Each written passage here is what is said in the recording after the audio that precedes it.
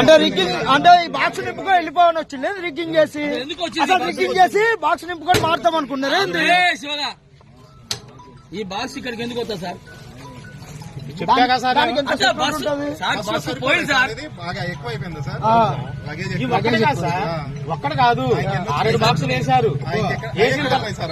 అది అర్థం కాలేదు సార్. నేను వచ్చి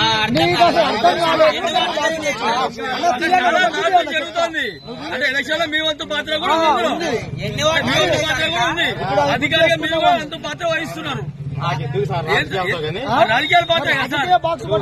మీరు చేయాల్సిన పని మీరు చేయలేదు. అక్కడ అప్పు చెప్పకపోతే సస్పెండ్ చేస్తారా?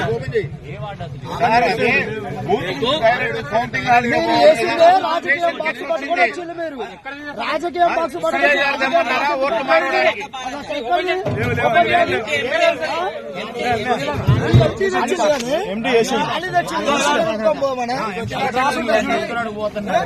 ఎందుకు వచ్చింది అసలు?